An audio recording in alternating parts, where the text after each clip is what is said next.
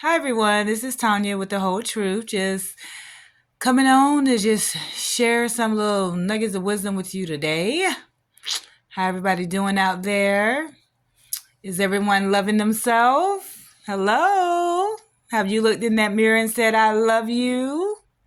If you haven't, you still have a chance. You still have breath. Look in that mirror and tell yourself how much you love you and drop down in the inbox and let me know that you did it so we can celebrate together because you are worth it. You are worthy to be loved. Now, on to what I want to talk about today. I was subbing today at a high school and I overheard the students talking about one of the boys were saying how his girlfriend had punched him. And it was like, what? She punched you? How did she punch you? Were you hurt? And he was like, yeah, it hurt it. And so they continued to talk, and an opportunity presented itself that I ended up getting in the conversation.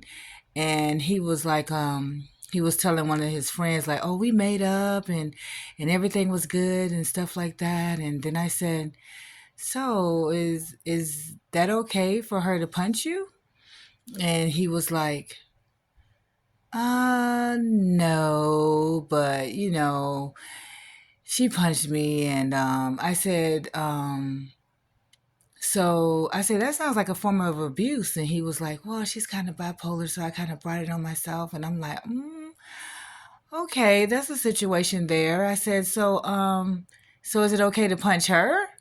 And he was like, no, I would never hit a girl. He said, now, I don't agree with double standards that women can hit you and guys can't hit you back. And then a girl can just do whatever. And I said, you know what? I don't agree with double standards either. But at the same time, I don't believe in any form of abuse. I said, it is not acceptable for you to allow someone to hit on you like that. And it's just not acceptable for you to hit on her either. And I said, and then he was like, yeah, she said she was sorry. I said, yeah, it becomes a vicious cycle.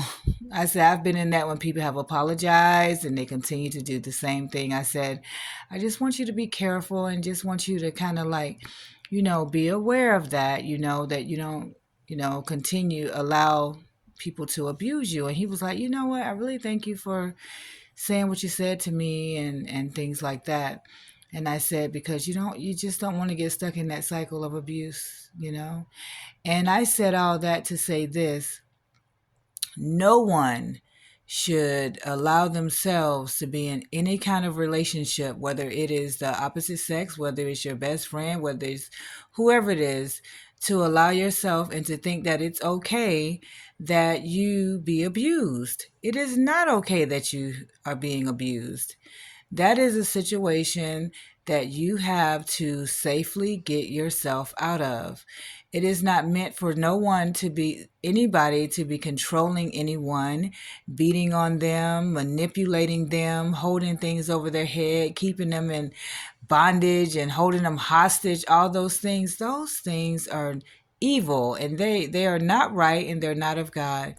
There's a scripture that says in Psalms 139, verse 14, I am fearfully and wonderfully made, and you are fearfully and wonderfully made also. If you are in an abusive relationship of any kind, please find a way to safety. It is not safe for you to stay in any kind of a relationship when someone is abusing you. Point blank, period. Okay? Find a way to safety. No matter how many apologies you get, I'm sorry, forgive me, forgive them. Let them do that on their own. And you need to find your way out of there. I just wanted to share that. Been there, done that. It is not a good thing, and it is not healthy for you mentally, emotionally, or physically, or spiritually.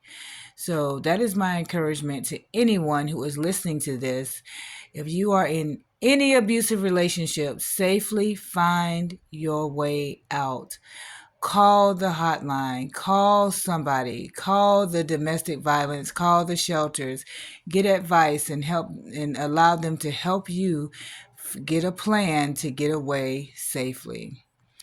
You may not like what I say, and you may not like what I do, but I just told you something, and that's the whole truth. All right now.